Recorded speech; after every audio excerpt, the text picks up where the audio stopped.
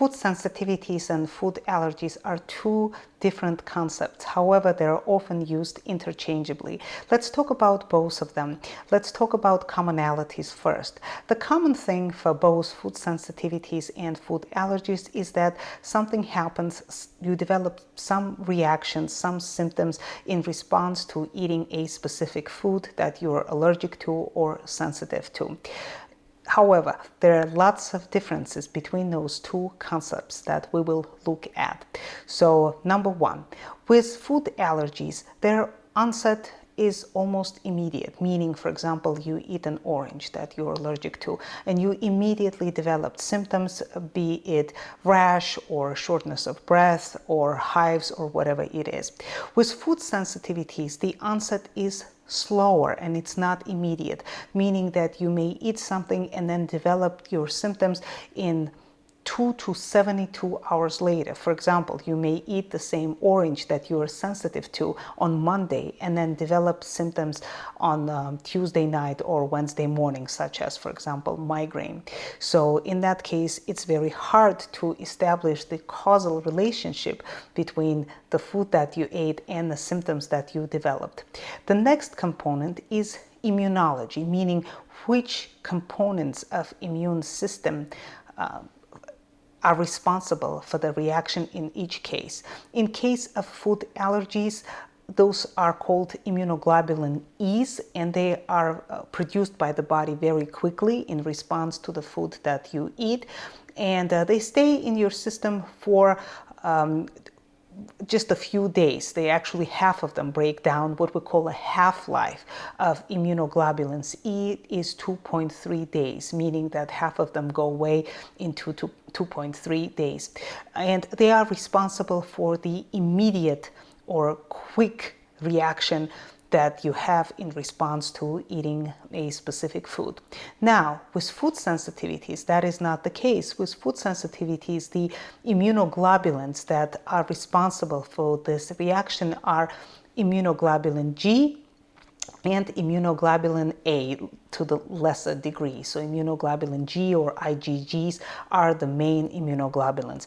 And the half-life, or the time that takes for these immunoglobulins to break down, is 21 to 23 days. And based on that, that is why it takes some time for your food sensitivities actually to wear off if you are already sensitized to them. The next thing to look at, or next parameter, is longevity. So with allergies, in some cases, for example, allergy to milk or allergy to wheat, children who were allergic to that may grow out of these allergies as they grow older. However, most of the times, once you have an allergy, you very rarely grow out of it. So it persists into your adult life. With food sensitivities, that is not the case. With food sensitivities, you can actually grow out of them. And that is a good thing about food sensitivities, because the development of food sensitivities is often related to the condition of your gut. And you have heard the terms leaky gut and gut microbiome, disbalance. Those are the factors that significantly contribute to the development of food sensitivities. But of course, it's not limited to your gut condition alone. Other factors such as toxins, exposure to toxins, stress, etc., also contribute to that. But the short answer is yes, you can grow out of food sensitivities, unlike food allergies. The next criterion is the amount of food that is needed to elicit a food reaction. In food allergies, you can eat a very small amount, just really a minuscule amount, to elicit the reaction, because the body is already sensitized, and you can have a in some cases severe reaction to that small amount of foods. With food sensitivities, that is not often the case. A lot of people may tolerate the food that they're sensitive to in a small amount, but once they are past a certain threshold, which is different for each person, then the food sensitivity kicks in. This is a complex relationship between the amount or dosage of the food that you're sensitive to and the reaction that it elicits. The next criterion is the strength of the reactions. In food allergies, the reactions could be quite severe, including anaphylaxis. Anaphylaxis is basically when you lose consciousness, your body gives out, basically a shutting down of your system. It's a medical emergency, and that's what epinephrine is for. And other severe reactions that you may have, closing of the throat, so full body swelling, or even just the tongue swelling, throat swelling, those are severe reactions. Hives could be mild, or hives could be quite severe. Same goes for other rashes. So in allergies, reactions could be mild to severe to life-threatening, like anaphylaxis.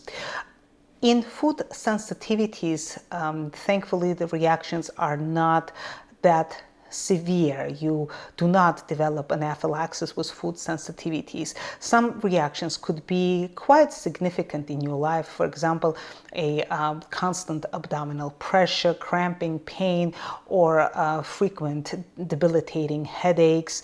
Because, for example, if you're sensitive to eggs and you're keeping eggs every day, not knowing that you're sensitive to eggs, then you are persistently have these symptoms, be it a headache or a brain fog or joint pain, and etc.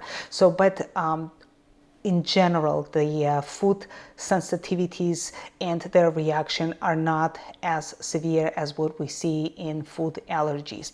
And finally, the diagnosis. The diagnosis in allergies, there's several ways to diagnose allergy. One is basically a historical way, meaning that a child or somebody ate something and they had a bad reaction and they're considered to be allergic to that food, and that's a legitimate diagnosis, actually, legitimate way to diagnose that specific allergy, especially if it was a one food and not a combination of several foods that were eaten at the same time. So that's a was food allergy. Other ways to diagnose food allergies are skin prick test. Additionally, there are some blood tests, and also there is a diagnostic method that is not used as much, but it's actually a good method, which is oral food challenge. When a person is given a certain food that there's a question whether they're allergic to it or not, in a medical setting under the supervision of a clinician who is there with the medical equipment, just in case if they develop a severe allergic reaction. However, no method is perfect, so there is no one method that is significantly better than others. There are some false positives and false negatives in these methods, and probably oral food challenge is the most accurate, but it's the hardest one to perform, time consuming and expensive. When it comes to food sensitivities, there are several ways to discover, to identify these food sensitivities. One way is to keep a food diary and track what you eat with the symptoms that you develop. And it has to be a somewhat of a long-term tracking. So because food sensitivities take time, so you would have to track it for at least for a month, but preferably 3 months, so that you could see the correlation of your sensitivities with specific foods that you have eaten and the timing of the onset of those food sensitivities after you ate a specific food. The next way to identify food sensitivities is to go on elimination diet. There are several types of elimination diet, but the classic elimination diet, when you eliminate a lot of trigger foods and then go and stay on that diet for 3, 4, even longer sometimes weeks, and then start reintroducing each food one at a time. And then you observe if you start developing these symptoms while introducing this food, and you stay on each food for a few days.